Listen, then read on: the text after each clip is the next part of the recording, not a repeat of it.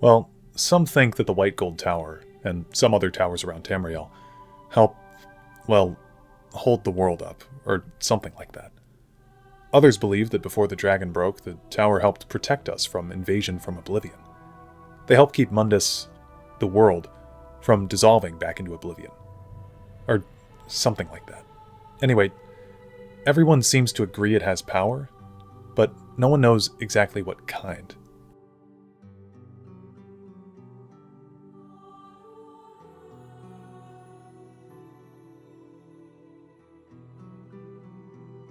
Some of the most well-referenced lore yet esoteric at the same time in the Elder Scrolls universe has to do with the towers. Since I started this project, I've had many people ask me, what is tower lore? And I've heard many different responses to this question. Some people say the towers are destroyed, some say the Thalmor are involved, others dismiss the towers entirely as unimportant, and some people know that the towers are a lot more confusing than they may seem. I'm currently 40 pages into this lore dive. I write all of this by hand, ladies and gentlemen, so let it be known that this video has taken literal years off of my life. I didn't know what I was getting into when I said that I would do this, and because of that, this is not going to be a typical lore video. I will be doing a lot of direct quoting and explaining in this video because I want you to know where my sources are coming from and why I'm reaching the conclusions that I am. Much of the lore in this video actually comes from out-of-lore sources, or out-of-game sources, making this somewhat of a different avenue for me, as I typically try to only include in-game sources, like in my Sotha Sil video, for example. You're totally free to disagree with the things I say throughout the runtime, but I would at least like it if you left a meaningful comment with a source or something backing up your claim, because if I put in the research for the video, I'd expect you to put in research for your response as well. Needless to say, this video has taken me an extremely long amount of time, and it's by far the most insane lore research I've had to do yet. So, if things seem a bit jumbled in the writing, I sincerely apologize.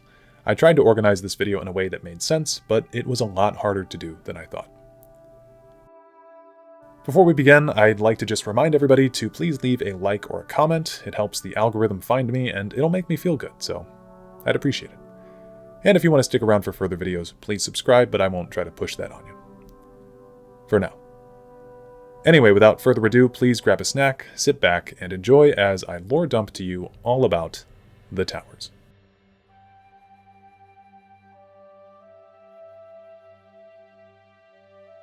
Before we get fully into the weeds with this, it's important that we talk about the Bethesda forums. To many people who follow the Elder Scrolls, it should be no surprise to you that a lot of the lore that is the most famous in the series does not come from the games themselves.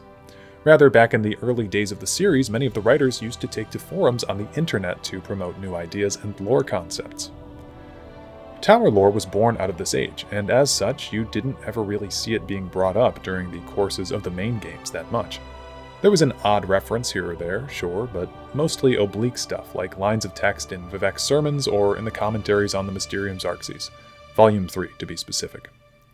Both of these books are notoriously complex to dissect, so tower lore has remained unknown for ages for many fans, since it's really hard to find if you just play the games and you don't study the games.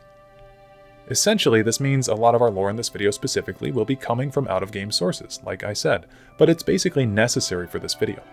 Otherwise, we would essentially have nothing of note to talk about. Two of the biggest inspirations for tower lore come from two different sources, old posts on the Elder Scrolls forum. The first is called The Thief Goes to Cyrodiil, and the second is called the Nu-Mantia Intercept.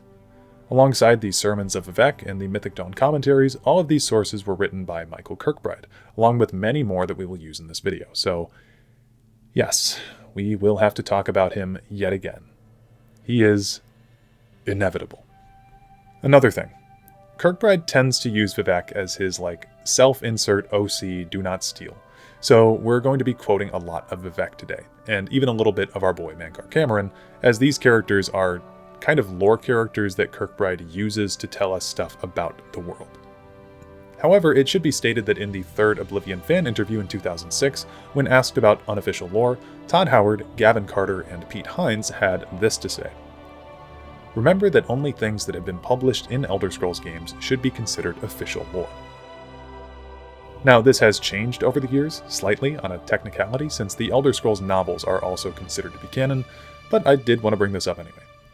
And I do want to mention that these unofficial sources and whatnot, as time has gone forward, have slowly seen their introduction in-game, which is likely the result of people who were once fans of Bethesda now working for Bethesda.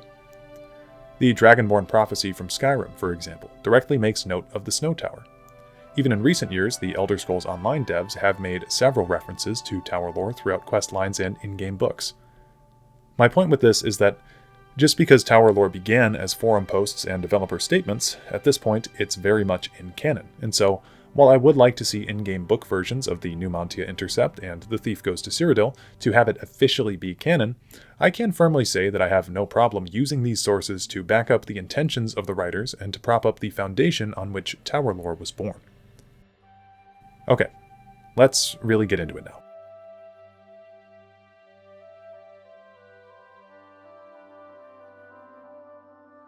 By now, if you're not familiar with this, you're probably wondering to yourself, what exactly is a tower? Well, isn't that a good question? I've spent the better part of 3 months trying to figure this out myself, so please put your thinking cap on and pay attention closely. When most people think of the towers, they think of the 8 or so structures on Nirn that have been associated with tower lore for forever. The Adamantine Tower, Red Mountain, White Gold Tower, the Crystal Tower, the Green-Sap, the Orichalc Tower, the Snow Tower, and the Numidium. However, I've identified a few more. For the purposes of this video, this is just one branch of towers, and we'll be referring to them as the idols from here on out. For the next set of towers, there are 8 of them, as told to us by Vivec, just like the idols. These 8 towers are the gifts from the Aedra that stabilize the universe.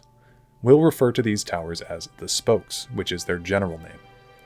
It's important to note that I don't think these are ever directly referred to as towers, but I genuinely think that they fit the bill here and have been confused with the towers of Nirn in the past, so stick with me. Additionally, they are tower-shaped in their description. Our last set of towers is actually just one singular tower, and this tower is the most important of them all, and likewise the most unknowable one. We will refer to this tower as Tower Actual from here on out. Now that we have our 3 categories of towers, we'll need to have a segment of this video dedicated to breaking down the cosmology of the Elder Scrolls universe in order to comprehend their place in it. So, let's start by understanding the fundamentals of the Elder Scrolls cosmos. The term that we use when discussing the Elder Scrolls universe is the Orbis. From the Orbis we have 3 different subrealms: Mundus, Oblivion, and Aetherius. Importantly, these realms envelop one another, with Mundus being the central realm, completely surrounded by Oblivion, which itself is completely surrounded by Aetherius. Anything outside of the Orbis is considered to be the Void. The Mundus is in the middle of the universe then, and it encompasses many different planetary bodies: Nirn, a.k.a, Akatosh, Dibella, Stendarr, Zenithar, Mara, Kinnereth, and Julianos, alongside Nirn's moons, Massor, Secunda, and recently, the Necromancer's moon.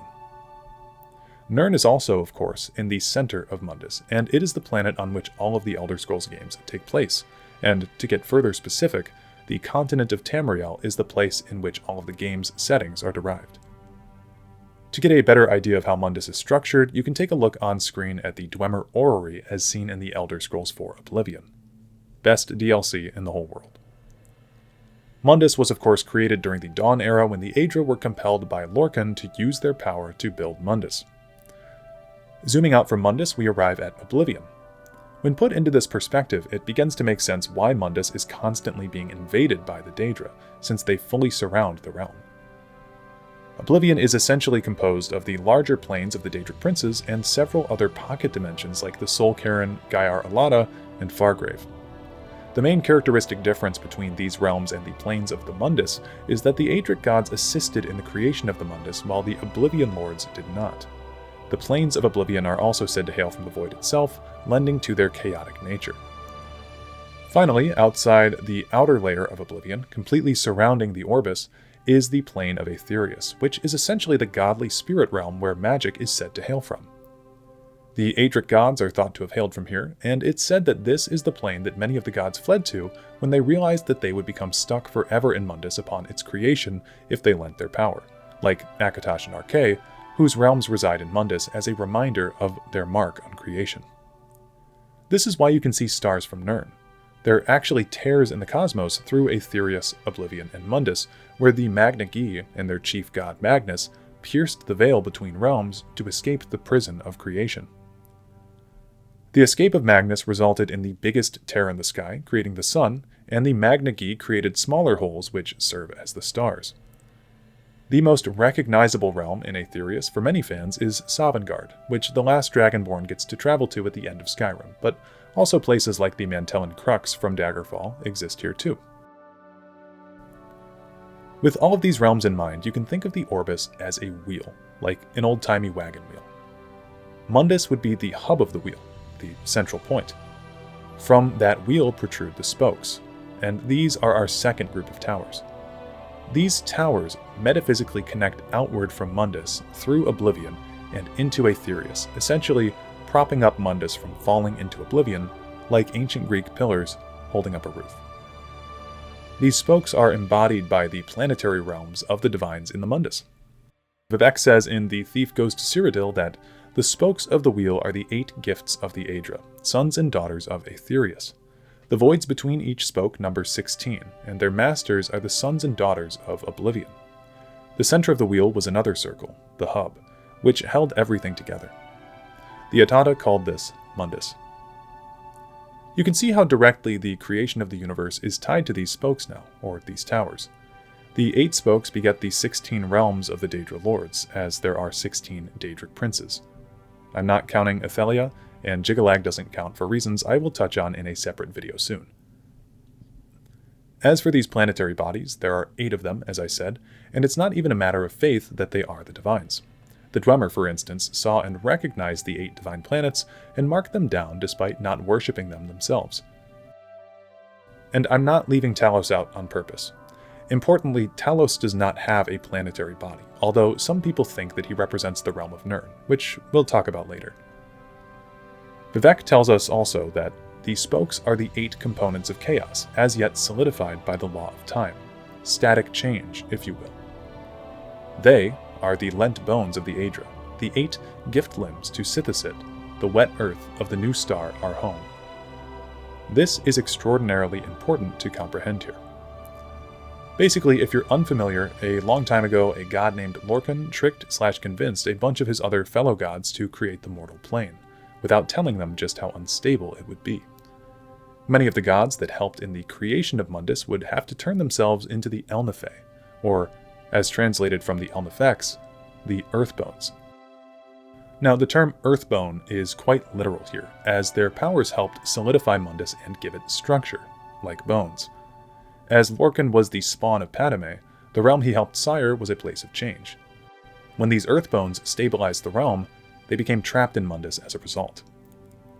The book Subtropical Cyrodiil, a speculation, quotes that when the Aedra were persuaded, or hoodwinked, by Lorkhan into creation of the Mundus, the physical flesh of Nirn was hung on a skeleton of joints, each of which radiated a palpable reality. The bones of the world, as it were. So wrapping back to Sermon 21, when Vivec says that the spokes of the wheel are the lent bones of the Aedra, he is literally talking about the Aedric sacrifices of their power to create the world and become its bones. And again, you can see their influence on the world by simply looking at the divine planets in the night sky. All of the divine planets, as I'll refer to them, were present at the convention of Lorkhan on the White Gold Tower. The one that I've seen debated is Dibella, but Mankar Camoran states in his monologue in Paradise that Julianos, Dibella, and Stondar are all Lorkhan's betrayers, posing as divinities in the principality that has lost its guiding light. These spokes that prop up Mundus, then, are less towers and more represent laws, or structures. Not laws as in legality, mind you, but scientific laws, like the conservation of matter or Newtonian motion. This is why he calls the spokes the 8 components of chaos and mentions Sithisit, which is just a way of referring to Sithis, i.e. the void. Chaos and the void are typically associated with the Daedra, but you have to remember that Mundus was originally a realm of chaos. Why do you think your world has always been contested ground, the arena of powers and immortals? It is Tamriel, the realm of change, brother to madness, sister to deceit.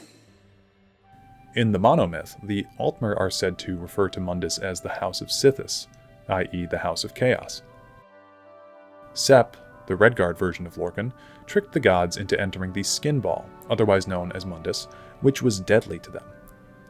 So, looking again at the quote from Sermon 21, these spokes are the 8 components of chaos as yet solidified by the law of time.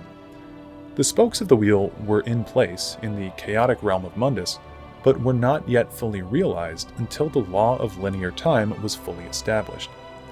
You see, during this era, the Dawn Era, time existed as Akatosh existed for it to persist, but time flowed strangely, in an amorphous fashion. That is, until Convention. Convention refers to the conference held by the Aedra against Lorkhan for his perceived treachery, and it was also the first event of the Merethic era. Nu-Hada, the main speaker in the Nu-Mantia intercept, tells us in letter number 4 that Auriel that is Akatosh returned to Mundek's arena from his Dominion planet, signaling all Aedra to convene at a static meeting that would last outside of Orbic time. His sleek and silver vessel became a spike into the changing Earth, and the glimmer winds of its impact warned any spirit that entered Aura with it would become recorded, that by consent of presence, their actions here would last a period unassailable, and would be so whatever might come later to these spirits, even if they rejoined the Aether or succumbed willingly or by treachery to a Sithite erasure. Thus could the Aedra and their cohorts truly convene in realness. Our forebears saw the erection of Adamantia, Tower. I know this text block sounds kind of unhinged and insane, but to break it down really simply, when it came time to punish Lorkhan for his convincing of the gods to create Mundus, Akatosh and the other Aedra created the first of the physical towers, the Adamantine Tower, to actualize time on Nirn so that their convention against Lorkhan could be recorded in actuality. The sleek and silver vessel referred to in this text is a reference to this Adamantine Tower, which became a spike into the changing Earth, and its impact warned any spirit that entered Aura with it would become recorded. From here, Nu-Hada goes on. Time began to last in stepid fashion. Those spirits that remained, lesser and greater, involuntary or eventual earthbone, surrendered all definite hold on divinity. Aldmeris bore witness and built the remaining towers during the Merethic. White Gold, Crystal-like Law, Orichalc, Green-Sap, Walk-Brass, Snowthroat, and on, ad semblio impera. Thus, we come to the idols. Way back in Sermon 21, Vivec says, "Look at the majesty sideways, and all you see is the tower, which our ancestors made idols from." But an idol implies an ideal, and this ideal would be tower actual. To quote Vivec, "The tower is an ideal, which, in our world of myth and magic, means that it is so real that it becomes dangerous." If you remember a little ways back, I made mention of Tower Actual and how it's the most important of all the towers. Well, if the spokes are laws and the physical towers are just idols, then what is this Tower Actual? Well, Tower Actual is God. Let me explain. The orbis is a wheel. We've established this. But if turned on its side, like what Vivec says, you see, it looks like a tower. But let's back up for a second. When we think of Elder Scrolls deities, we tend to refer to them as gods, but gods with a lowercase g, not capitalized, as opposed to the god of the Abrahamic religions with a capital G. However, when we look at Kirkbride's writing, the singular god comes up quite a bit, as does the phrase Godhead. Mankar Camoran in Volume 3 of the Commentaries on the Mysterium Xarxes refers to the Godhead, and it appears in the Black Book Waking Dreams in Skyrim's Dragonborn DLC, alongside many oblique references in other texts. So, what is the Godhead? Well, the Godhead is a complex topic in and of itself.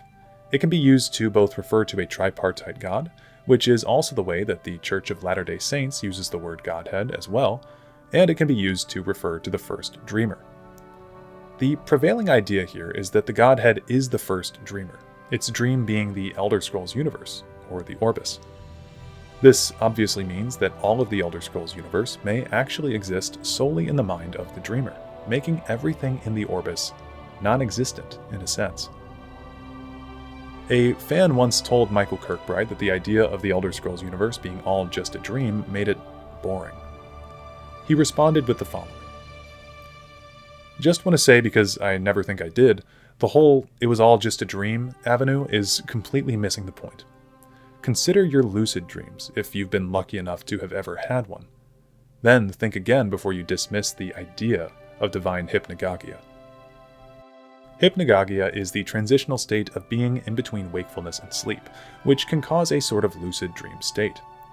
If anyone has ever had a lucid dream, which I've not, they'll know that when you're sleeping in this state, you're able to both realize that you're in a dream, but also control aspects of it. And interestingly, the aforementioned reference to the Godhead in the Black Book is labeled as Waking Dream. If you go just a step further and you look through what's called the Secret Triangular Gate, you can see the secret tower within the tower. And this is where you find the true name of God, which is I. Coincidentally, yet another tower-shaped reference.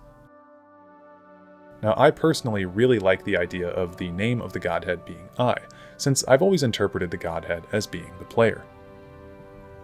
To me, this makes sense since every new playthrough of an Elder Scrolls game comes attached with its own unique experiences, from the beginning of a new playthrough or character to inventing new lore or backstories within the universe, and of course the different interactions that one's actions have throughout the game as well. These choices inflicted by the player essentially makes each playthrough a unique dream for a unique dreamer. Anyway, my opinion notwithstanding, what seeing the secret tower through the secret triangular gate allows, what seeing I, the name of God, what this does, if done correctly, is allows the viewer to essentially realize their place in the Godhead's dream, becoming a master of it themselves. In this sense, the tower gives one a truly objective view of reality. And in fundamentally understanding the true nature of the universe, one who overcomes this revelation is said to enter into the state known as Kim. And yes, it is pronounced Kim, I know, it deeply upsets me as well, but the CH is pronounced as a K. Also, before we move on, the secret triangular gate is a topic that is very esoteric in nature, but simply put, the triangular gate is seen as a representation of divinity requiring pairs of three. This can be seen in many aspects of Elder Scrolls lore, most famously with the three good Daedra, the Tribunal, or Talos, and of course the Guardian constellations.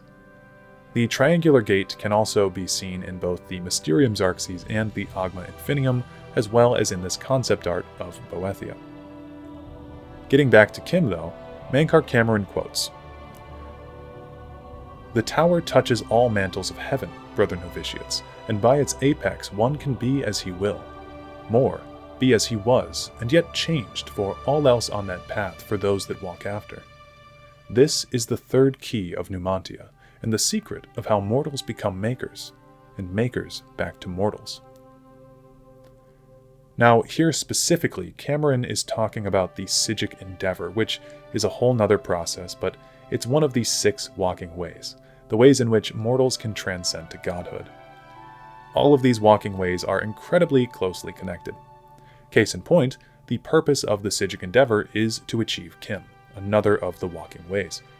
And finally, tying things all together, achieving Kim is realizing your place in the dream yet remaining within it. So, just so we're all on the same page, the 6 walking ways are laid out in Michael Kirkbride's Love Letter from the 5th Era. You in the 4th Era have already witnessed many of the attempts at reaching the final subgradient of all I, that state that exists beyond mortal death. The Numidium, the Endeavor, the Prolix Tower, Kim, the Anatiomorph, the Scarab that transforms into the new man. For the purposes of this video, just know that most of these paths lead to Kim eventually. Vivec tells us that those who can attain this state, called Kim, experience an ineffable sense of the Godhead and escape the strictures of the world egg. So those who achieve Kim successfully are able to bend the rules of the universe to their liking because they ultimately know that they are within the dream of the dreamer. You with me still? I know, this is a lot. It's a lot of explaining. I'm going to take a quick second so we can all just have a mental breather. Also, if you made it this far, please consider subscribing. Now I will pester you about it. My channel doesn't do well in between my big lore videos, to be honest, and I don't want to be that guy, but like 88.3% of viewers aren't subscribed. And look, I get it. Sometimes I'll be on a binge of videos from the same channel and only realize that I'm not subbed on like the 16th video in a row. So anyway, please leave a like, a comment, a share, and if you really want to, please subscribe and stick around for more. Anyway, let's get back to the video. So, the first person to view the tower from its side and see the name of God was the deity known as Lorcan. Padme's firstborn went wandering from the start, changing as he went, and wanted no name but was branded with Lorcan. As time allowed more and more patterns to individualize, Lorcan watched the orbis shape itself and grew equally delighted and tired with each new shaping. As the gods and demons of the orbis erupted, the Get of Padme tried to leave it all behind, for he wanted all of it and none of it all at once.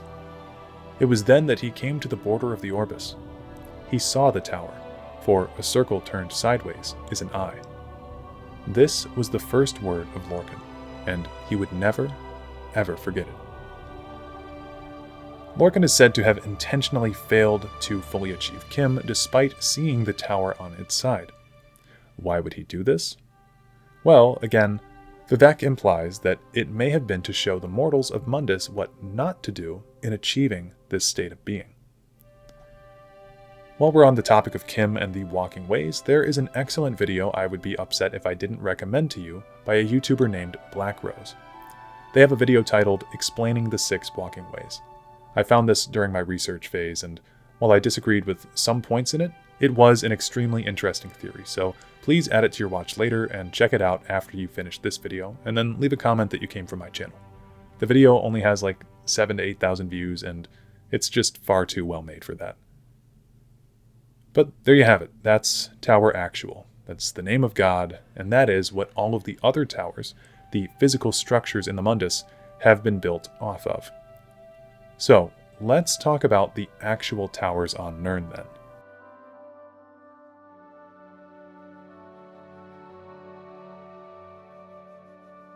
Now, I laid these towers out already when discussing the idol category, but I'm going to just remind everyone real quick what these are. So we have the Adamantine Tower, Red Mountain, White Gold Tower, Crystal Like Law, the Green-Sap, the Orichalc Tower, Snowthroat, and Walk Brass. Alongside these, I've also done a lot of side research and collected a list of potential towers, of which I've identified 5. The Doomcrag, the Coral Tower, the Tower Constellation, the Clockwork City, and the Kapora Tower. This may not be a fully exhaustive list of all of the towers, but these are the ones that I wanted to include. The first thing you may notice about all of these towers listed is that they're not very consistent, are they? In the first 8 alone, we only have 4 actual towers. Then we have a tree, or rather a lot of trees, we'll get into it, 2 mountains, and a brass mech as well. So, what's going on here?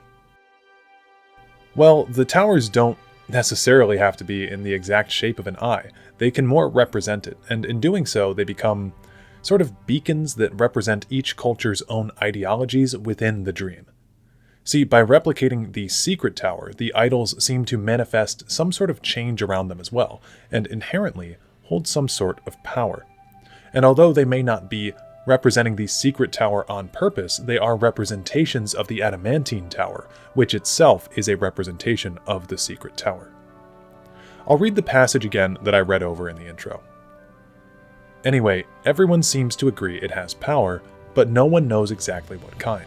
This is a passage from the Elder Scrolls official novel called The Infernal City, written by Greg Keyes, and I put it both here and in the intro because I think it perfectly summarizes the confusion around these towers. I'm going to go on a slight rant here about a book that I previously mentioned, Subtropical Cyrodiil, A Speculation. If you read the book, written by Lady Cinnabar of Tanith, which is important, you'll hear the opinion that the towers were all built on joint points where the earth bones met on Nirn. Now, this book is said to only be a speculation, as the title suggests, and as a source, it's actually super biased, since it's only a counter-theory to a supposed piece written by the scholar Phrastus of Elnir. However, it's worth pointing out here because it's one of the few actual non-esoteric references to tower lore that's officially in a game. Lady Cinnabar states specifically that when the Aedra were persuaded or hoodwinked by Lorcan into creation of the Mundus, the physical flesh of Nirn was hung on a skeleton of joints, each of which radiated a palpable reality, the bones of the world, as it were. At one of these mystical joint points, the Aedra erected a great structure, the Adamantine Tower, where they held a conclave to decide the fate of Lorcan and the Mundus. In later times, mortal mages discovered the tower and deduced its reality-affirming properties. The Merethic elves then imitated it, erecting the white gold and crystal towers at other joint points. In doing this, what did the elves hope to achieve?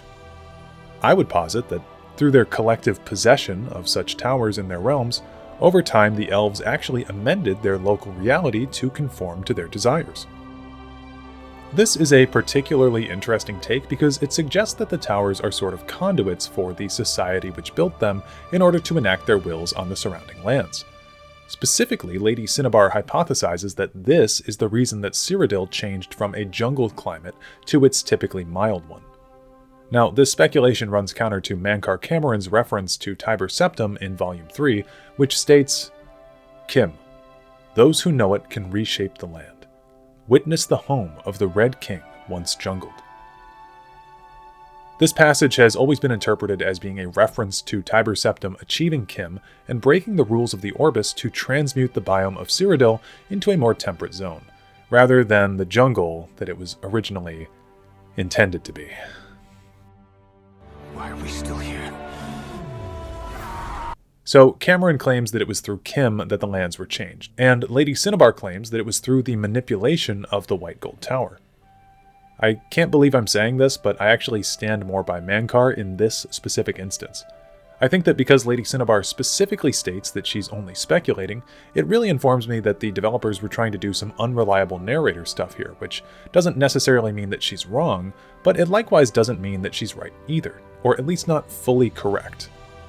I have yet to rule out the possibility that Tiber Septim didn't channel his usage of Kim through the White Gold Tower, but I think until proven with further evidence, it would be unwise to trust Lady Cinnabar's Cyrodiilic hypothesis on its own.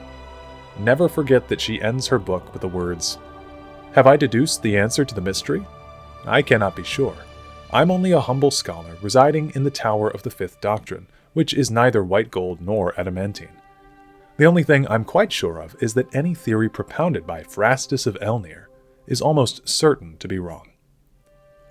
Now, thankfully, however, we do have another book called Orbic Enigma 4, The Elden Tree, which actually does line up with Lady Cinnabar's story about the towers.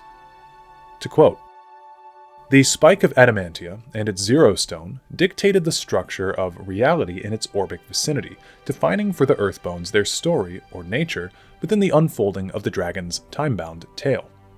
The Aldmeri or Merethic elves were singular of purpose only so long as it took them to realize that other towers, with their own stones, could tell different stories, each following rules inscribed by variorum architects.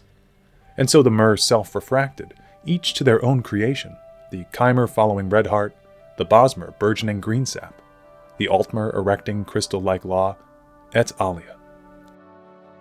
And furthermore supporting this is the Nu-Mantia intercept, which, in letter number 5, quite clearly states, "The Aldmer began to split along cultural lines on how best to spread creation and their parts in it.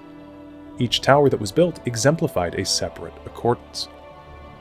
Basically, this is again reaffirming that not only did the towers have the ability to change the worlds around them, but they also were made to do so purposefully, to tell the stories of the cultures that created them. Now again, I do stand by Mankar Camoran in the instance of Cyrodiil becoming a jungle, but we can understand with pretty good evidence that these towers do have something to do with the local landscape.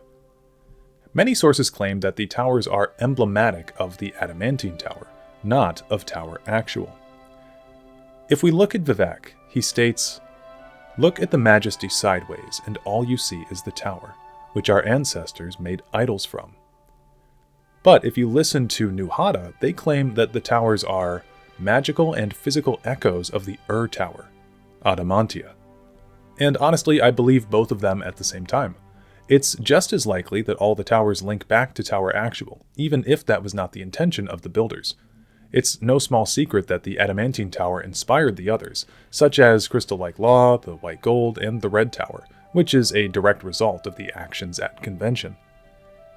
It is also said, importantly, that each tower has its own stone associated with it. Quoting Nu-Mantia in letter number 7, "The stones are magical and physical echoes of the Zero Stone, by which a tower might focus its energy to mold creation. Oftentimes, the stones borrowed surplus creation from oblivion, grafting it to the terrestrial domain of its anointed tower. It was and is difficult to bypass oblivion and go directly to creation's source, the Aetherius. It has been done, but not without great expenditure, mundane and otherwise. However, access to oblivion, the void that surrounds Mundek's arena, which we might touch every night, was child's play in comparison. Cultivating creation that washed into the void from Aetherius became the rule among stones." So what on earth does that mean? Well, the Zero Stone was a piece of the Adamantine Tower, or Tower Zero, as it's less frequently called. Basically, this stone helped channel the powers of the Adamantine Tower. These other stones for other towers couldn't get access to the same divine energy as was in the Zero Stone, so they took to siphoning ethereal magic that resided in oblivion, which had seeped through the cracks in between Aetherius and the Void Realms. So these stones are the ways by which a tower might focus its energy to mold creation. And finally, with all that out of the way, let me actually talk to you guys about these physical towers. Hopefully, as we go through, you'll be able to see how these towers represent their localized cultures.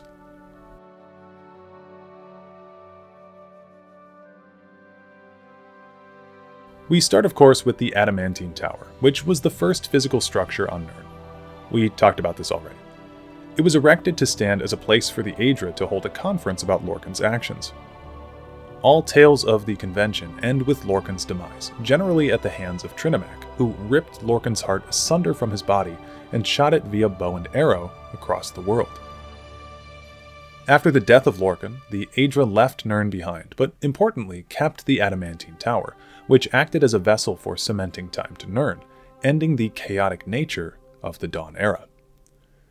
The placement of the Adamantine Tower is the first recorded event in history and marks the beginning of the Merethic Era, or more literally, the Era of Mer. The Adamantine Tower was quickly taken over by the Dareni clan of Aldmer and later Altmer, and this is why sometimes you'll hear it referred to as the Dareni Tower. These elves persist there to the modern day. Now, from the Adamantine Tower, the Red Tower was born at the landing spot of Lorkhan's heart, which acted as the stone to this tower. Nu-Mantia tells us that the outcome of the convention was to leave the terrestrial sphere in their excess, for its own good, but that it should last after their departure as in the semblance of the Adamantia. Mundus was given its second tower, the Red, whose first stone was the heart of the world, as in the image. This allowed the Mundus to exist without the full presence of the divine. The way that I read this is that the Adamantine Tower is the representation of Akatosh, given that it supplements time to Nirn, and the Red Tower, or Red Mountain, was representative of Lorkhan and his heart. You see, Lorkhan's heart and the volcano of Red Mountain that sprung from its crater are both idols of change. Even its genesis at the site of the heart is seemingly chaotic and without explanation. By their nature, volcanoes are turbulent, violent, and somewhat unpredictable. They are capable of great destruction while at the same time fertilizing the soil that they erupt over, allowing for new life from the old. There is nothing inherently evil about a volcano, only that it changes its surroundings. This is perhaps most evident in the elves who followed the heart, the Chimer, or literally, the changed elves. The Chimer people followed the Daedric lords of Azura, Boethia, and Mephala, and were even entirely changed as a race when the tribunal committed their sin at Red Mountain. Now, the heart, interestingly, might suggest further proof that Mankar Camoran's theory about Mundus being the realm of Lorkhan is legitimate, for, famously, The heart of Lorcan, being the heart of the world as it were, cannot be destroyed. Your false gods could not entirely rewrite history.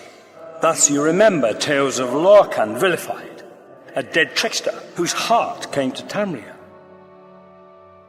But if a god can die, how does his heart survive? He is Daedroth, Tamriel I Daedroth. This heart is the heart of the world, for one was made to satisfy the other. You all remember this. It is in every legend. What exactly happened to the heart at the end of Morrowind's main questline by the hand of the Nerevarine is unknown, but it certainly seems like the heart has been displaced. Whether it returned to its host's body or vanished entirely like the Dwemer, none can say. But I will give my personal opinion here and tell you that I don't think the heart is permanently gone, for without it, it seems Nirn would be in ruin. In the modern era, Red Mountain once more erupted, resulting in the catastrophic Red Year of 4th Era 5, demonstrating once more its terrible ability to inflict merciless change. However intense the damages were, though, Red Mountain stands tall. So, these first two towers are tied directly to the Aedra, or the Et-Ada at the very least, considering Lorcan. What of the others? Well, the next easiest to talk about are the White Gold and the Crystal Towers, as they were made in the image of the Adamantine, and they are some of the first towers in history. We'll begin with Crystal Like Law. Crystal Like Law, otherwise known as the Crystal Tower, was built as a vessel in the image of Adamantine to maintain a process known as Draco Chrysalis. This is an odd term sometimes used in the Elder Scrolls, but basically it's a means of, quote, keeping elder magic bound before it could change into something lesser. The Crystal Tower, then, was an attempt to maintain the status quo. It resisted change and venerated tradition by keeping the eldest magics bound to it, and in this sense, it was extremely closely emblematic of the Altmer people who constructed it. The elves were dividing. Some, like the Altmer, did their best to advocate the will of Anuiel, and so embraced the chrysalis of the convention. Many mainland Altmer believe themselves to be, and in fact likely are, the closest descendants of the Elnifey, and their culture historically has been largely based around resisting change and embracing their believed cultural connection to the Aedra. So it's no wonder that the two places that we find the Altmer, the Adamantine Tower and the Crystal, are both tied somewhat to the Aedra, either in construction or in emulation. The stone for the Crystal Tower was the Stone of Transparent Law, and this stone likely aided in helping keep the Elder Magics bound for Draco Chrysalis purposes, and also for helping shape the culture and surrounding landscapes, as is the case with every stone and tower. Importantly, Michael Kirkbride did state in an out-of-lore post that the stone for the Crystal Tower was actually a person rather than a literal piece of rock, but it seems like the ESO devs overwrote that, and/or didn't know about it. But those of you astute listeners will have likely noticed that I've been speaking about the Crystal Tower in the past tense.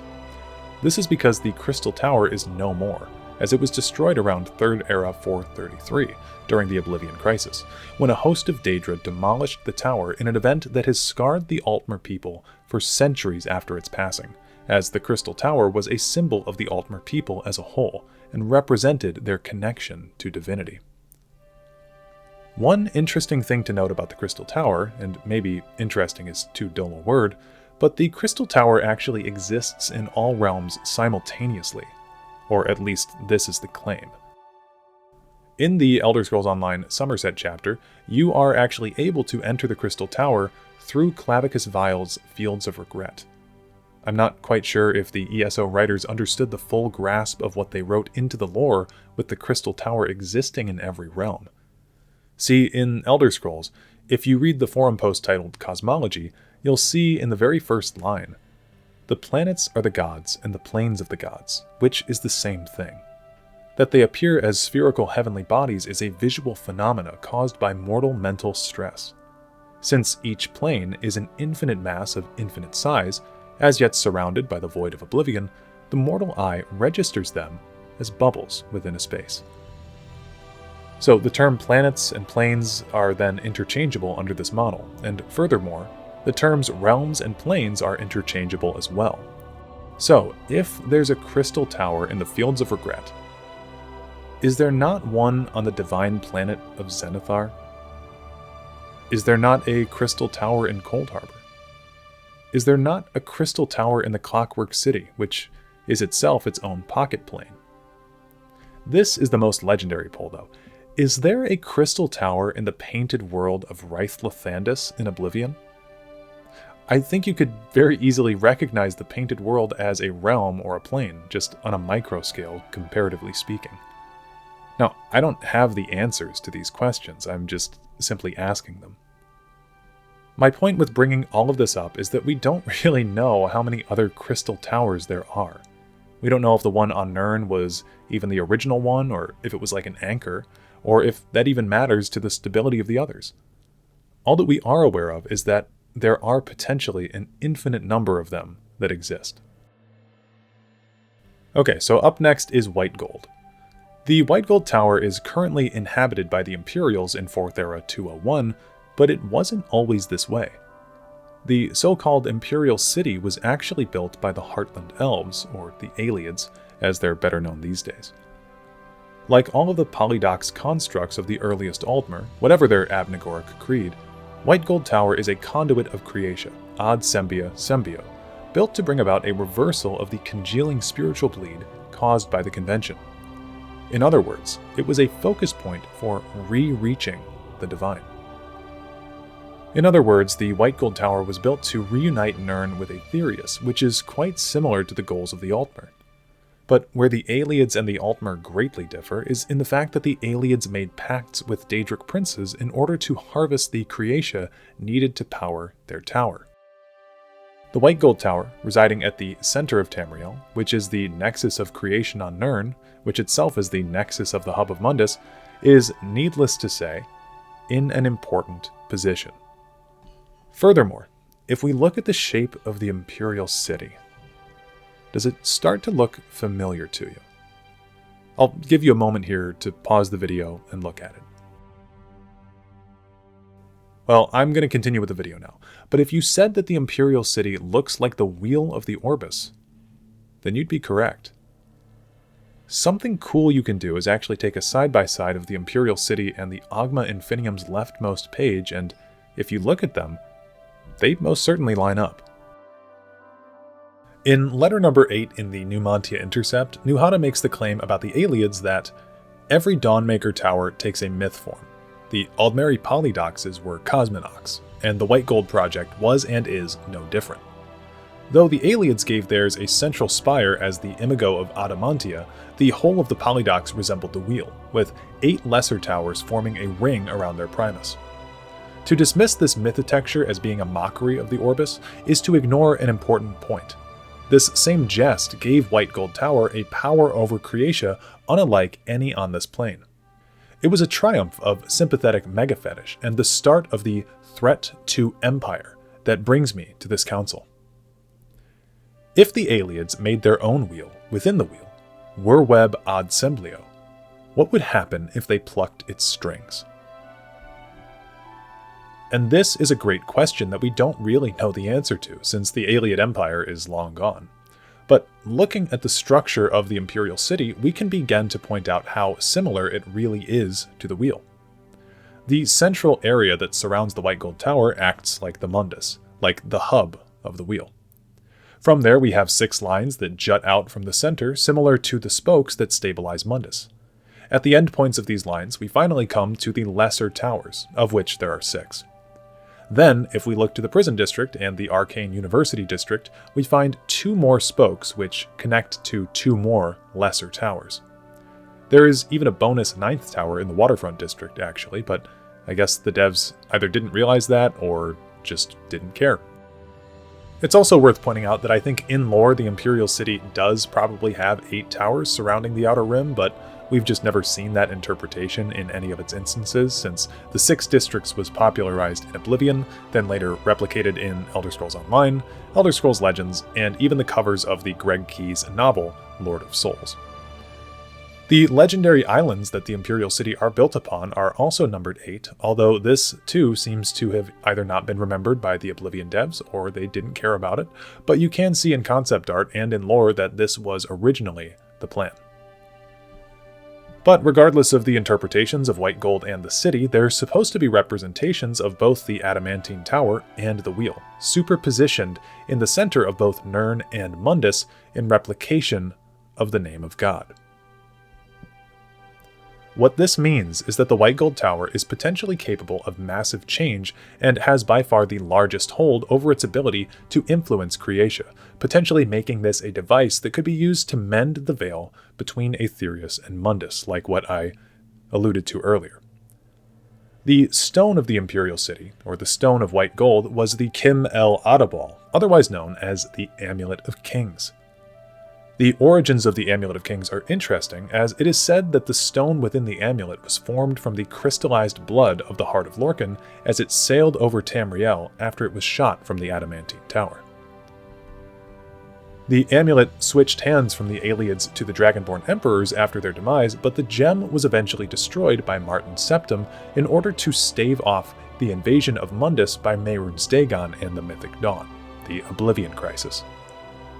The Amulet of Kings was another artifact that was directly tied to the Et Ada, and in tandem with all other facts that we've learned about White Gold Tower, it makes perfect sense why it has been such a focal point of conflict throughout history. It is unclear whether the Kim El Adabal will ever return in a future installment, but for the time being, the stone of the White Gold Tower has been destroyed. But the structure of the wheel-like city and the superposition of the tower itself have, to my knowledge, been largely unimpeded. Let's talk about Walkbrass now, otherwise known as the Nu-Mantia.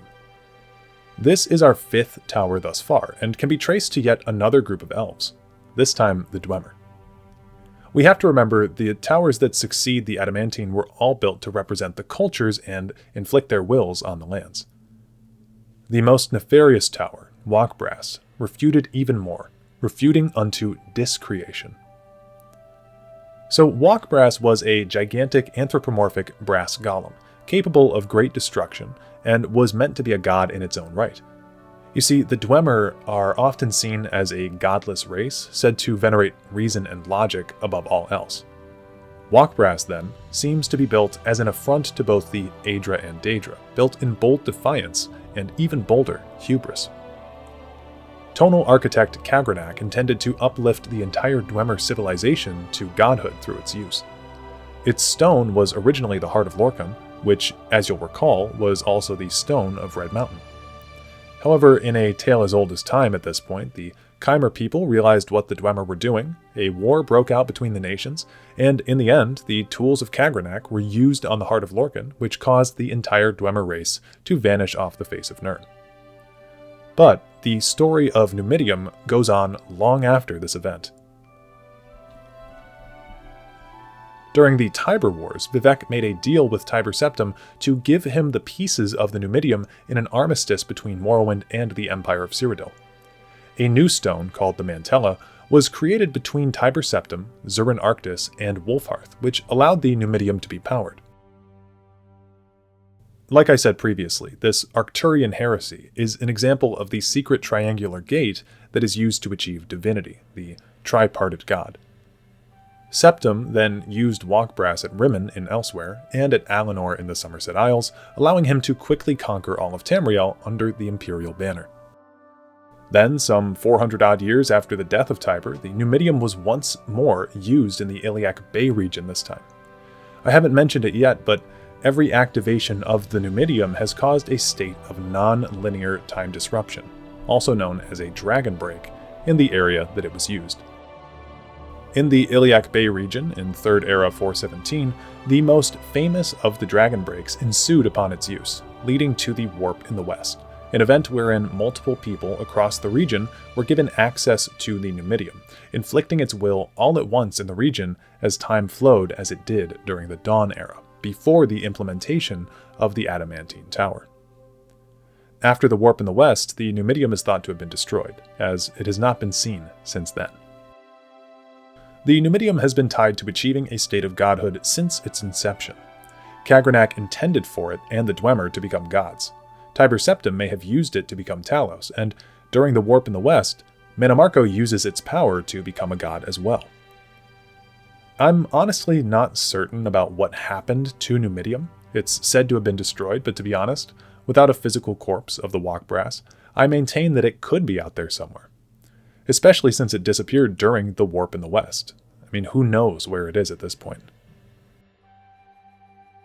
Okay, so the next one I want to discuss is the Green-Sap because it's a super weird concept for a tower. I'll read a chunk from Orbic Enigma 4, Elden Tree, going forward. They did not build a tower, they grew it, a great grot oak, whose roots sprang from the perchance acorn. And this was their stone. And because the acorn might perchance have been elsewhere, thus was Green-Sap manifold and several, and each could walk. Therefore each Green-Sap was also every Green-Sap. Within each were told all the stories of the green, with every ending true, so doors therein were not always doors certain. But to this Boish become Bosmer became inured. But to this the Boish become Bosmer became inured, and indeed grew to relish these doors equivocal, for such was their nature in the schism of the prism. In this way the Bosmer learned which songs made the trees dance, and which dances they might do. So what this is telling us is that there is one collective group of trees known as the Green-Sap, which are all simultaneously towers, while also acting as one collective tower.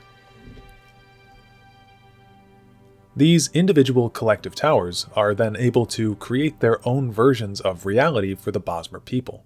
It's actually a quite similar concept to the Hist of Blackmarsh. Some well-known Green-Saps are the Elden Tree of Eldenroot and the Walking City of Valinesti, both in Valenwood, but it is assumed that there are others. Valinesti's stone was said to be a fruit by Kirkbride, but this is just another way of saying acorn, as an acorn is technically both a nut and the fruit of a tree. The Elden Tree in Eldenroot, not to be confused with the Erd Tree, was said to have been grounded so it may no longer dance by an Ayleid mage known as Enumeril, who had shown the Elden Tree an ending, resulting in the perchance acorn of that tree becoming a definite acorn. Enumeril did this in an attempt to turn the Elden Tree into a copy of the White Gold Tower, since at this point the Ayleid Empire had been displaced from the Heartland.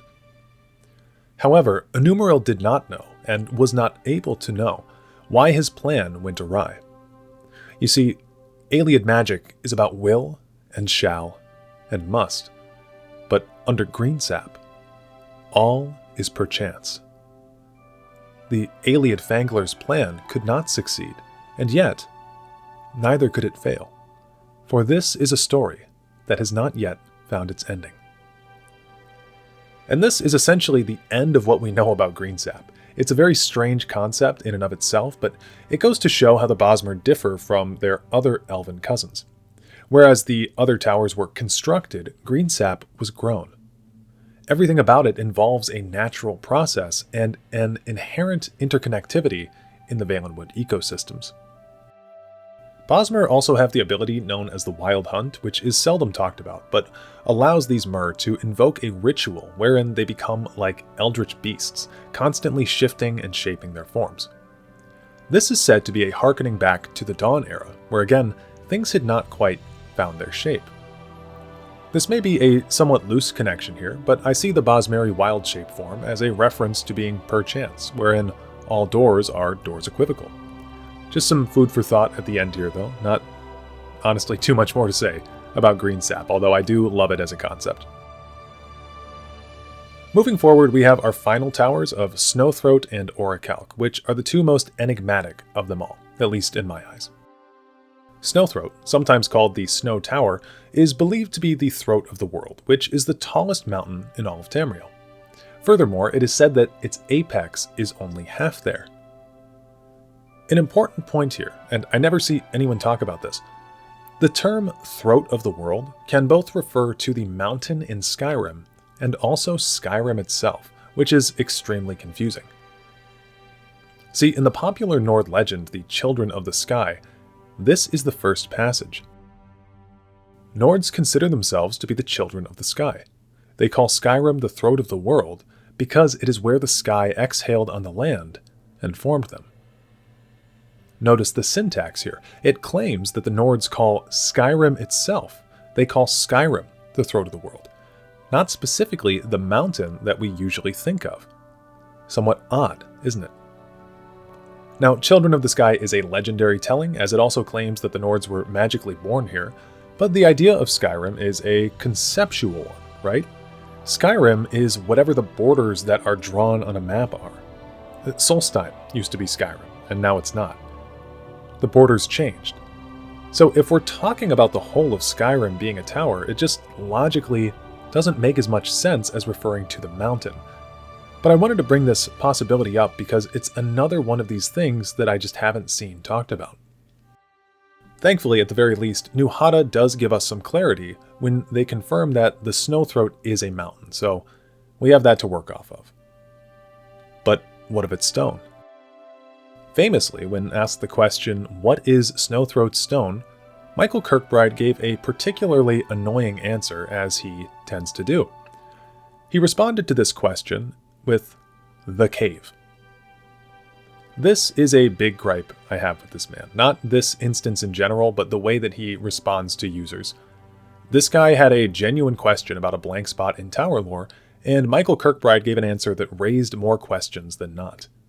And if you look through his posts and responses, he does this consistently to fans. It just kind of pisses me off. Anyway, the stone to Snowthroat is the cave, but what does this mean? Well, I wish it were a simpler answer. Kirkbride elaborated once in a Twitter DM, of all places, that the cave in question was actually supposed to be a reference to the famous allegory of the cave, written by the ancient Greek philosopher Plato.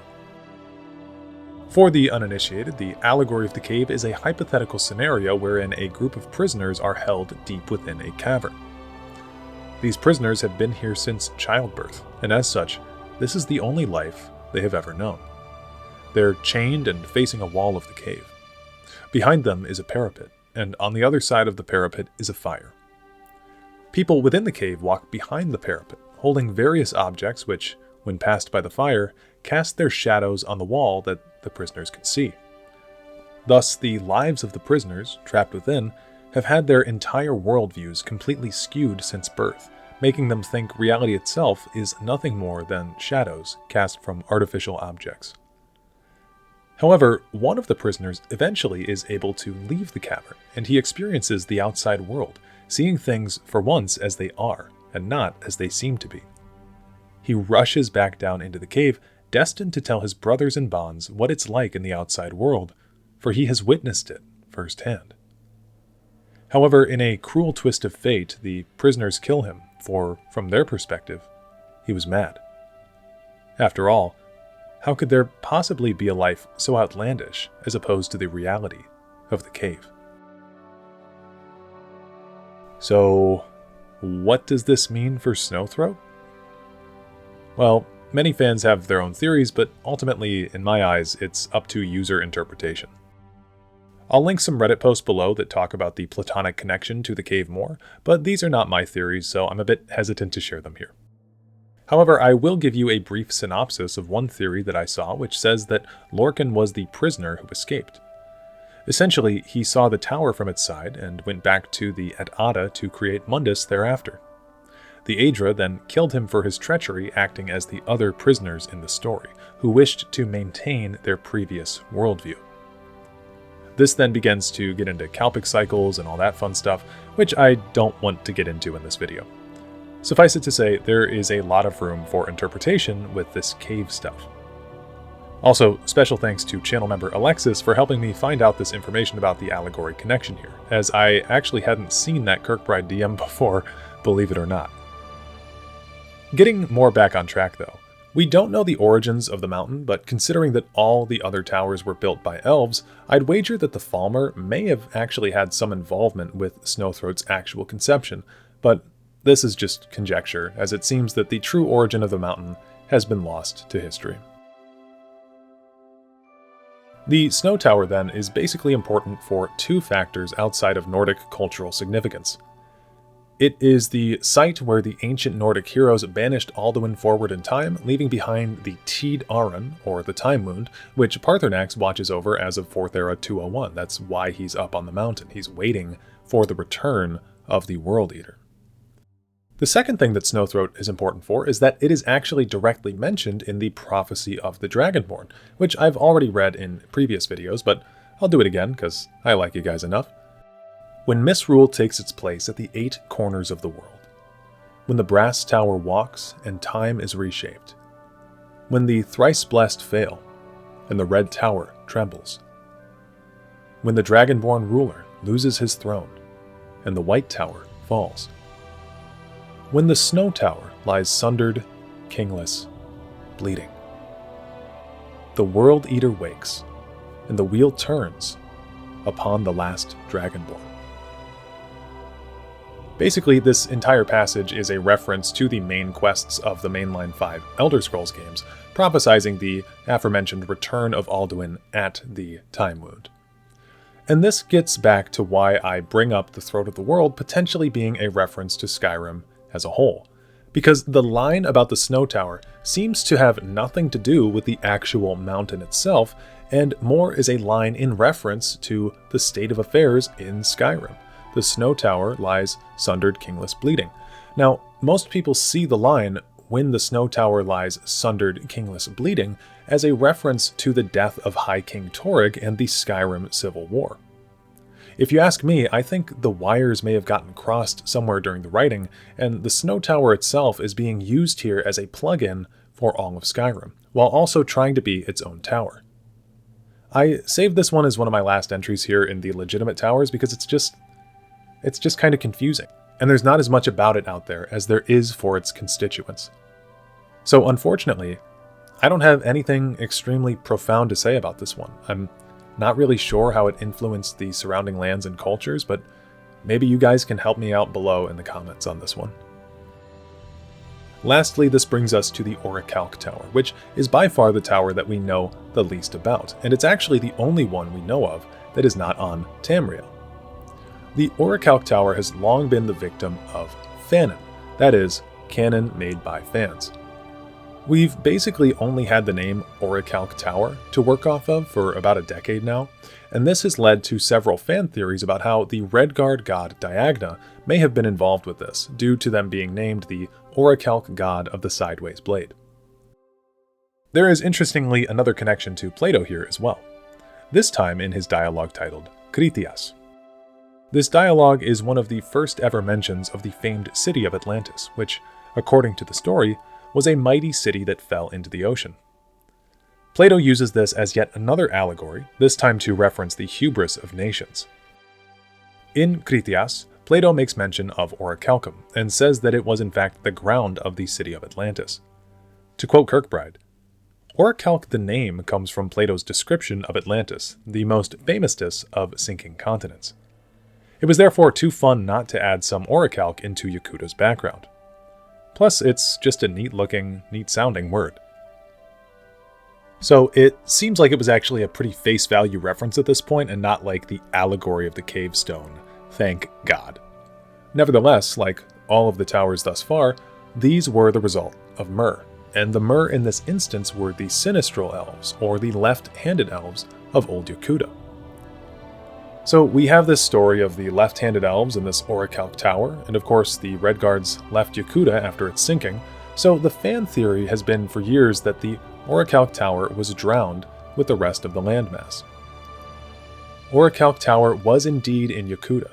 Whether or not it contributed to the sinking of the land isn't for me to say, but the Yoku and the left-handed elves certainly did fight a lot, so you can be sure the tower had a part to play in their wargames. The identity of they when talking about their wargames is unclear, but most people take this as a sign that the Orichalc Tower was some part of the Sinistral Elves wargame, not the Yakutans. So again, this was the fan theory for a long time, and ESO writers and developers have been building on tower lore for years now, albeit in slight manners most of the time. One thing that's important to point out is that many of the people now employed by Bethesda or ZeniMax or Microsoft or whoever were likely once fans of the series, and now they're getting a chance to be a part of the history of this universe, so it makes sense why we see some slight references to this fanon in ESO. The Augur of the Obscured, for example, makes reference of the Orichalc Tower with this line of dialogue. The Orichalc Fragment. Don't hear much about the Orichalc Tower anymore, but it was always my favorite. I love ugly, sunken, long-forgotten things.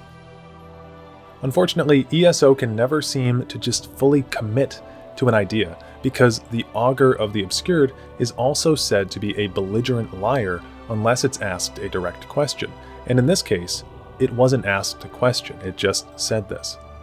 You can call this the unreliable narrator if you'd like, but I personally see this as more of a cop-out than anything else. The stone of the Orichalc Tower is said to be a sword of some kind, but much like the cave, we don't really know what this is. Because of this, the only speculation that I can give you on how the Orichalc Tower relates to Sinistral Elf culture is that the Sinistral Elves seem to have been a warlike culture of elves, and the Orichalc Tower, with its stone being a sword, seems to echo this warlike pattern. Also, all that we know about the Orichalc Tower in the modern era is that it's likely sunken, but not necessarily destroyed. I mean, if by some miracle the White Gold Tower was submerged underwater, would we consider that tower to be broken as well? I personally don't think so, but again, please let me know in the comments. It seems that the stone of the Orichalc Tower is still in place as well, as we don't really know what it is, despite the tower's submerged state. So, with all 8 of those out of the way, that is the end of our section on the confirmed idols of Nirn.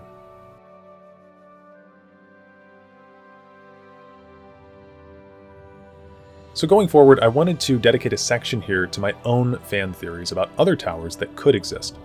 I tend to see 8 as a sacred number in the Elder Scrolls. 8 divines, 8 spokes, 8 towers, 8 islands of the Imperial City, 8 relics of the Crusader, etc. So I don't want this whole extra towers idea to disrupt the idea that there are 8 sacred towers on Nirn, but at the same time, I do find some of these topics extremely interesting for debate.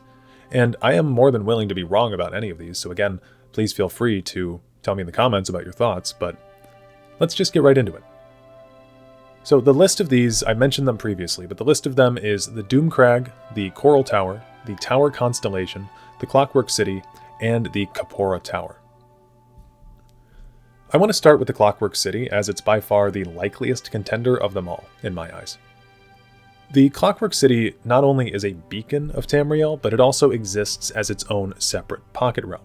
It is said that the Clockwork City will serve as the hub for Nirn ensuing, which is what Sothasil hopes to achieve through the creation of this plane. I have an entire video dedicated to Sothasil and the Clockwork City, so please go watch that if you haven't seen it, as it will be far more in-depth than this video can be on the topic.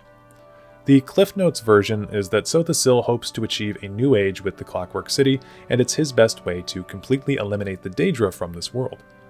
Rather than being a place to exert the will of an entire people, the Clockwork City was created as a place to enact the will of Sothasil and his Clockwork Apostles.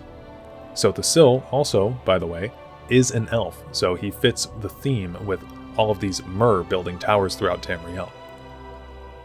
Now, prior to the Elder Scrolls Legends, rest in peace, I wouldn't have told you that the Clockwork City was a tower.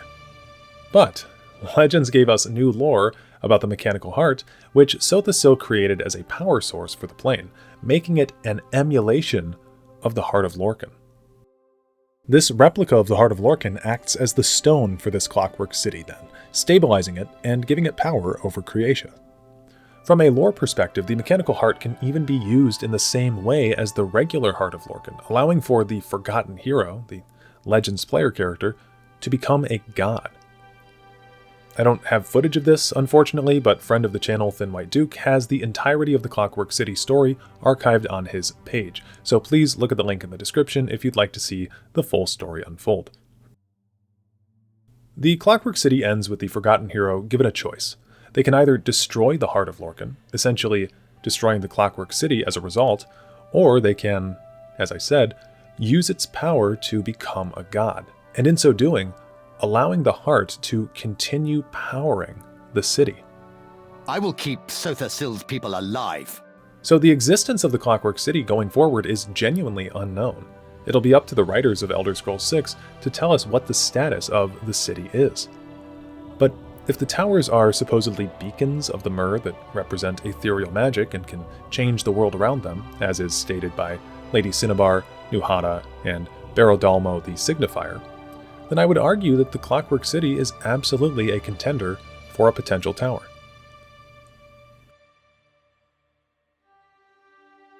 Okay, lightning round now.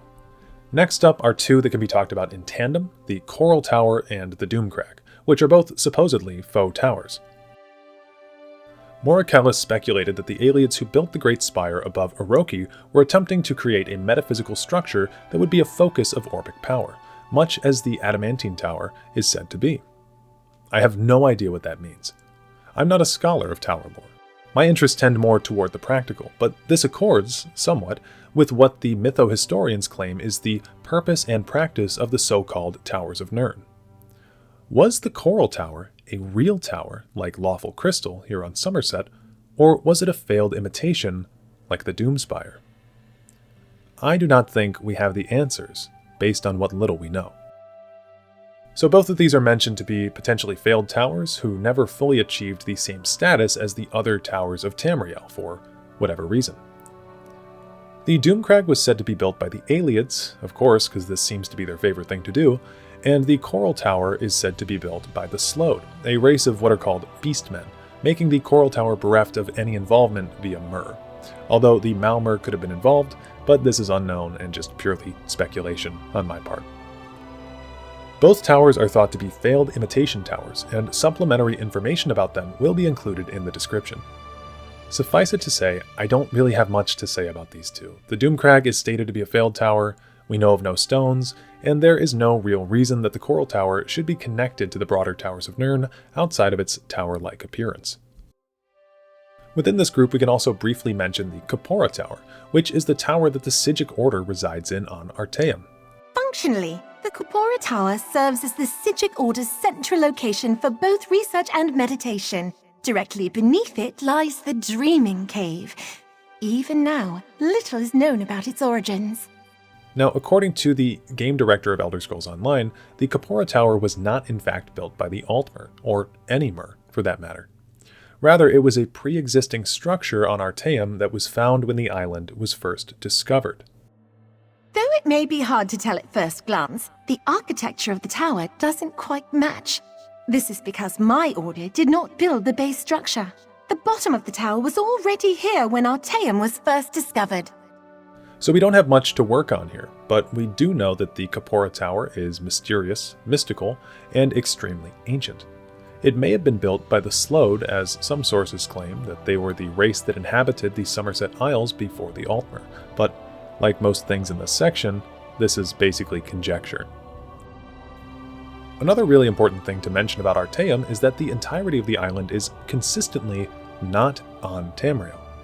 The Psijic monks are actually able to transfer the island into a separate realm outside of Nirn, where the Psijics can conduct their research in peace.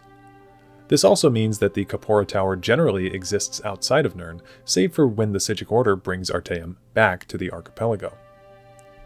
I do think that this particular tower may have a stone that we can identify as well. If the stone of Snowthroat can be the cave, I don't see why the stone of the Kapora Tower can't be the Dreaming Cave. I can already hear you asking though, Dareloth, why are you so handsome? Well, first off, thank you, but most importantly, I also heard you ask, Dareloth, what is the Dreaming Cave?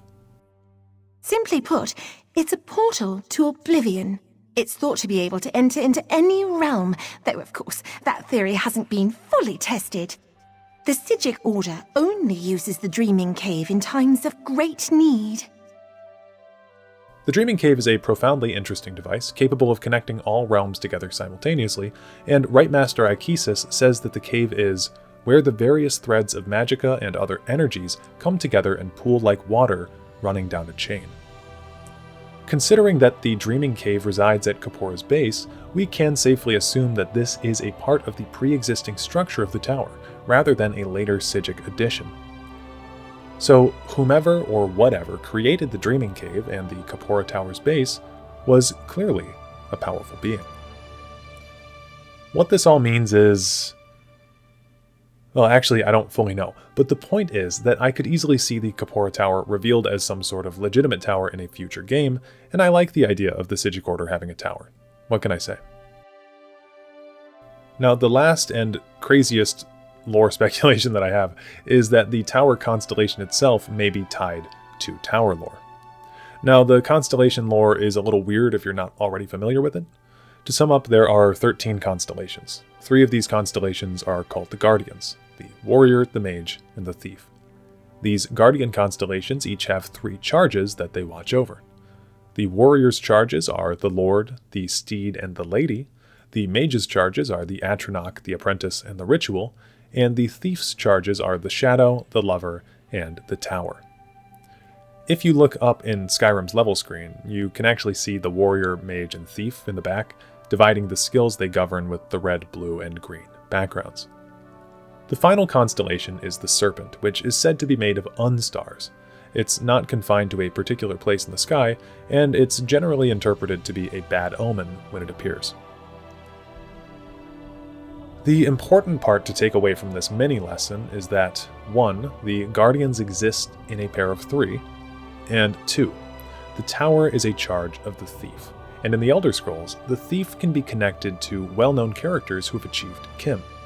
Let's not forget about our secret triangular gate and its connection to triumvirate divinity. To examine this concept closer, let's start with Vivec. Vivec is a part of the Tribunal of Morrowind, where Almalexia is the warrior, Sothasil is the mage, and Vivec plays the role of the thief. The Kirkbride book I've been quoting since the beginning of this video, The Thief Goes to Cyrodiil, is actually talking about Vivec going to Cyrodiil. He's the thief. He blatantly says this in the first paragraph. "And in those waning days, I decided to go to Cyrodiil with my water face, so that I might tell all I met along the way the truth and the truth only. I was then the thief of the world, and my charges were 3, and that being a very significant number to me, one of which was the tower." Later on in the book, when asked the question, "What is the tower?" Vivec goes on to explain. "The tower is an ideal, which, in our world of myth and magic, means that it is so real that it becomes dangerous. It is the existence of the true self within the universal self, and is embodied by the 4th constellation, and is guarded by the thief, the 3rd. The thief is another metaphorical absolute. In this case, he represents the taking of the tower, or, and sometimes most importantly, the taking of the tower's secret. The existence of the true self within the universal self. He's talking about achieving Kim here. The true self is you, and the universal self is the Godhead. Vivec claims that the thief represents this concept, as they are the one in any triumvirate who is capable of stealing, or taking, the tower's secret.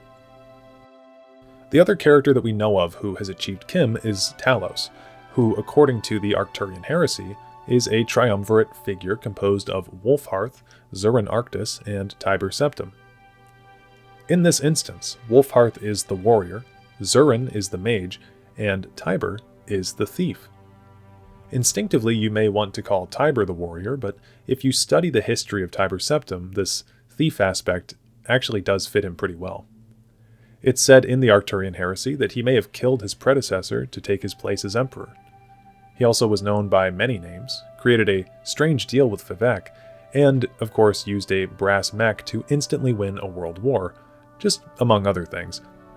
Basically, Tiber was kind of a shady guy. We know that Tiber did achieve Kim and rise to become a god. Many people claim that it was through the process of mantling that he did this. To mantle someone is to walk like them until they walk like you. This is the 4th walking way to achieve godhood, and it's actually what the hero of Kvatch does to become Sheogorath at the end of the Shivering Isles DLC. Basically, you embody a person so well that the universe can no longer tell the difference between the both of you. Tiber Septim is said to have done this to Lorkhan, which is why some folks believe that Tiber is the current god of the plane of Nirn, as I mentioned earlier. To quote Michael Kirkbride, again for the billionth time this video, "Think of the mystical power of reenactment. What did Lorcan do to solidify the plans for Mundus? Oh, I don't know, he tricked, promised, betrayed, and made concessions to the various rulers of the Etana, right? Sounds like the summary, only a few existence lenses down. And just like the varying accounts of how that convention and its consequences have become murky with time and myth, so too is Tiber's ascension to the first true emperor of all of Tamriel. Accident? No way. So Tiber Septim was quite like Lorcan in a lot of ways. Interestingly too, there are 8 provinces that Tiber united on Tamriel, and there are 8 divines that became united in Mundus due to Lorcan. Anyway, we really got off track here. What the point of this is to showcase that the Tower Constellation and the Thief are consistently intertwined, and although that Tower Constellation may not be an idol like the others on Nirn, it is certainly important. Just to be thorough, I also wanted to bring up a more recent out-of-lore statement by Douglas Goodall. Douglas is lesser known than folks like Todd Howard and Kirkbride, but he was a writer on Morrowind's staff. In 2003, Goodall released a work titled 6 Views of the Egg of Time. In this book, he wrote the following text block.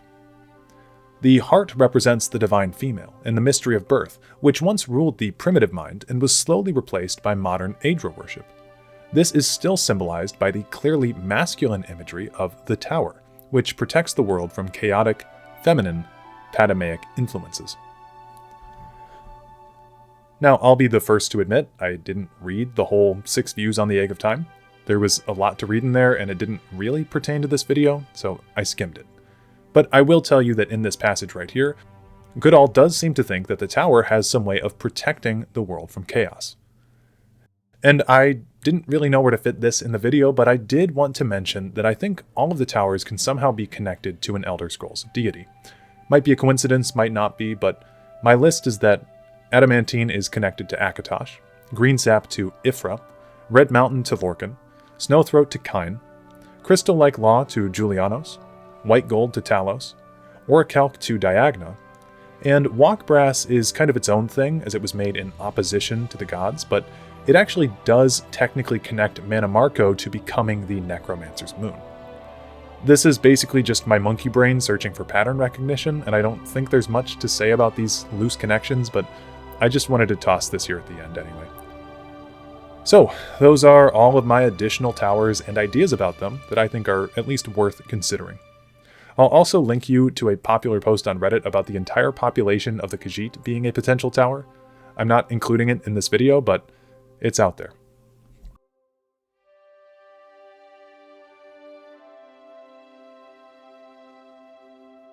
The final thing I'd like to talk about before this video ends is the popular theory that the Thalmor are deactivating towers.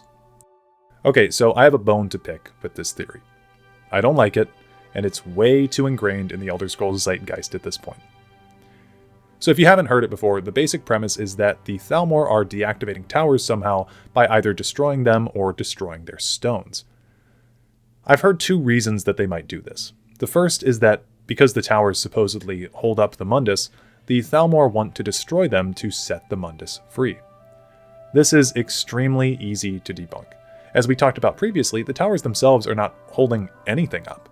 The spokes are, but they often get confused with the Towers of Nirn. The only idol that can really be claimed to have stabilized anything is the Adamantine, which introduced the concept of linear time. The other towers are simply imitations of this original tower, and they act as cultural beacons with magical powers over Creatia. So this leads us to the second theory, which is that the Thalmor wish to destroy the towers since they're pillars of culture, and in doing so, they'll be able to reunite the disparate races of Myr under one banner, which will allow them to return to the elven homeland of Aldmeris. To quote the PGE3 on Other Lands for a moment, "For countless centuries, adventurers have sought lost Aldmeris, only to return disappointed, if they return at all. Some say that Aldmeris was sunk into the sea by the angry gods of the Aldmer. Others claim that the elven homeland has left Mundus and will only return when the races of Myr are united as one." So, in destroying the towers, the theory states that all elven cultures will just homogenize and the Myr will become unified, which will bring back Aldmeris. What I don't understand about this theory is that The Snow Tower is in Skyrim, and has very tenuous connection to elves, if any connection to all. So why are the Thalmor attacking Snowthroat for the Civil War? The White Gold Tower is currently inhabited by the Imperials, not the aliens, so there would be no real reason to attack it, if the true reason for attacking it is that it's a cultural beacon. Also, if it's true that the Amulet of Kings was the stone of white gold, then the White Gold Tower has actually been deactivated since 3rd Era 433, which was 171 years before the Great War. So, not the brightest of plans. Also, if the Thalmor wanted to reach Aetherius, wouldn't they do so by using the White Gold Tower and not destroying it? I mean, the case has been made that White Gold was a focus point for re-reaching the Divine. So again, why try to deactivate it instead of reactivating it?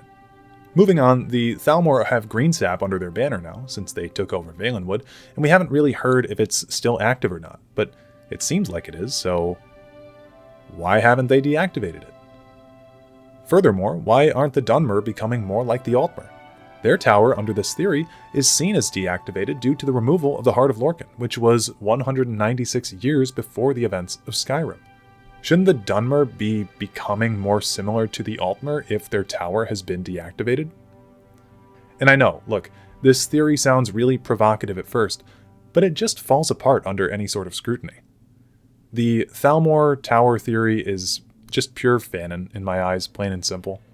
But that's just my interpretation. I think the general consensus among loreheads is similar to my interpretation here, but it's a theory I wanted to address because it's actually what inspired me to look into all of this tower lore in the first place, way back during my Thalmor video, so I'm happy to talk about it.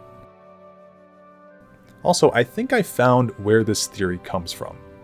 In my eyes, the genuine main confusion here stems from the differences between the spokes and the idols, as I alluded to previously. Author Greg Keyes made this mistake in his novel by saying that the idols hold up the Mundus and keep it from falling into oblivion. I think Greg was confusing the spokes with the towers, and I can't blame him. They're both supposed to be tower-shaped. The spokes are the things that fixed Mundus, turning it from a chaotic realm into a stable one. The idols were made after the stabilizing of the plane, and there's simply very little evidence to suggest that they hold anything up. I mean, they were all made at different times by different groups, right? When you're building a house, you build all of the pillars of the foundation first, then lay the roof. You don't build one pillar, lay the roof, then build extra pillars under it as time goes on. But this quote from the book is the only one cited on the tower lore page for the UESP that suggests the idols hold the world up. And maybe Greg Keyes was trying to use Atribus Mead as an unreliable narrator. He admits he doesn't really know what he's talking about and that there's little agreement. But if that was the case, then this line from this book has been interpreted incredibly inaccurately for over a decade. All other evidence for tower lore suggests that they are basically cultural beacons, as I hope is understood at this point in the video. If we look at Walk Brass too, it's kind of characterized by having been an unhinged tower. I don't really think that it was holding anything up in the first place. In fact, it was mobile. It left destruction in its wake and dragon breaks everywhere it went. It's been destroyed and rebuilt at least twice, and in both of those times, nothing has happened to Mundus overall. You'd think that if the towers were really holding up the mortal plane, then the fact that like 5 of them are, air quotes, deactivated, would be a really big problem. But instead, life moves on in Mundus, Nirn, and Tamriel. I did actually see a funny theory once that the towers being deactivated is the reason that Bethesda games are so buggy because the universe is becoming more unstable, and I thought that was a funny joke. But other than that, yeah, it doesn't really hold up very well for me. Let me know if you think I'm right or wrong about this, though. I would love to hear your opinions and thoughts.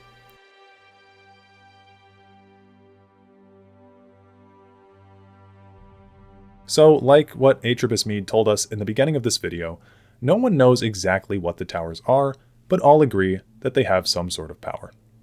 I think over the years, tower lore has become wrought with confusion in both the fanbase and the staff of writers at Bethesda and ZeniMax. Imagine you're a Bethesda employee hired in the year 2025, and you have to write a lore book about the towers for Elder Scrolls 6. You'd have to read the accounts of Nu-Mantia, A. Mead, Vivec, Michael Kirkbride's internet posts, Lady Cinnabar of Tanith, and the Orbic Enigma 4 bare minimum at this point, just to understand the basics. Like, there's a reason we don't see much of this stuff in the games. The original dude who wrote all of it doesn't even work there anymore. In fact, there's several points of lore like this in the Elder Scrolls now that are just stuck in limbo because the new writers don't dare touch it with a 9-foot pole. The Dream Sleeve, Lig, kind of the entirety of old Dreg lore.